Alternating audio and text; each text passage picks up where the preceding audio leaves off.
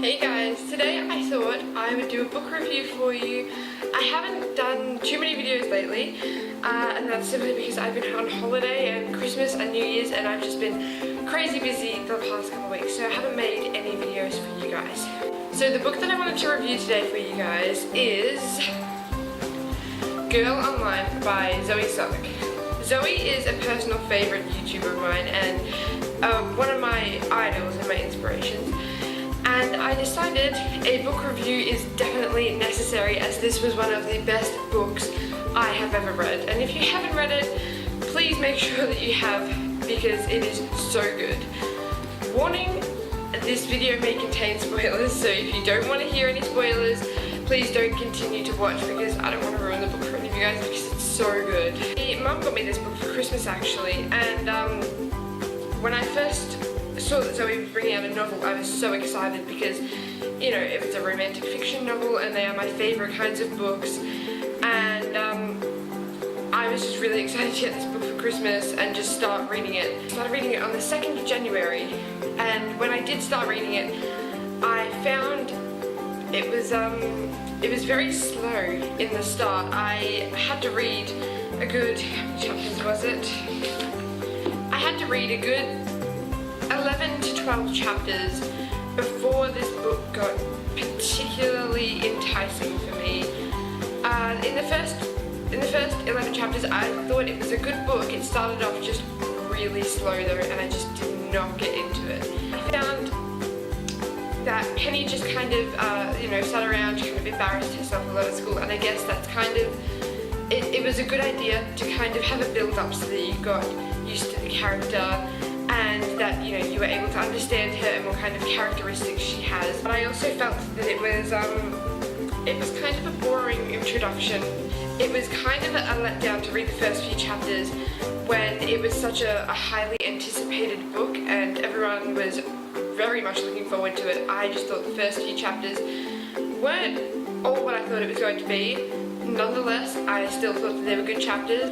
Once I got past the first few chapters and she hopped onto the plane to New York with Elliot and her mum and dad, that's when I thought the book really picked up and it started to get straight into the plot, and I just could not stop reading it from then on. I started reading it on the 2nd of January. Today is the 8th of January and I finished it yesterday. So that's 5 days. The first 3 days that I was reading it, so the 2nd, 3rd and 4th, I don't know, I just, like I explained, those chapters, they just didn't really get me all that excited to continue reading the book, so I just kind of had trouble, and I would just read a chapter or two every now and then, but it wasn't one of those books where I just wanted to pick it up and constantly read it. So that was a bit of a letdown.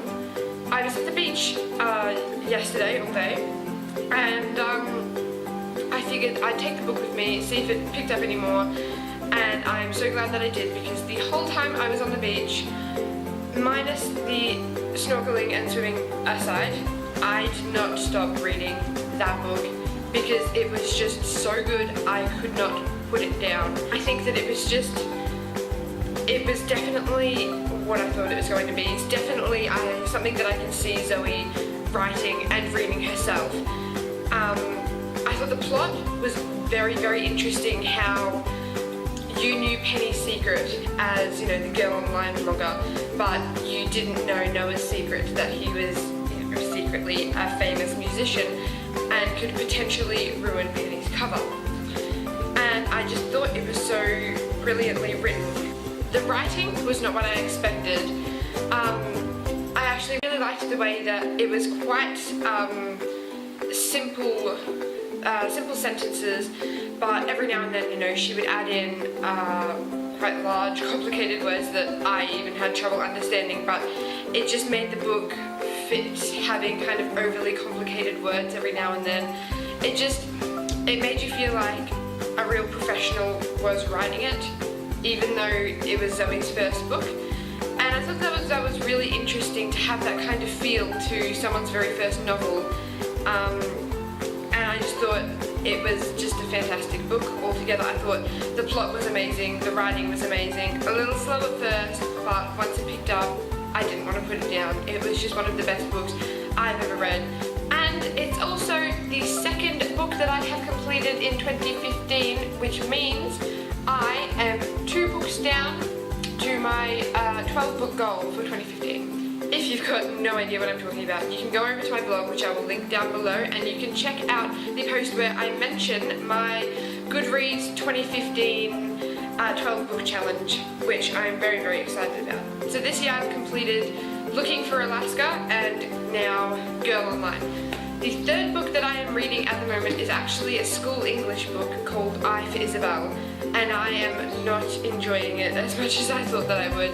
I read the blurb and I actually thought it sounded like a very interesting book, but now that I'm reading it, it's definitely beyond my horizon and I cannot understand anything that they are talking about, and I am thoroughly confused, and I'm only 14 pages into the book.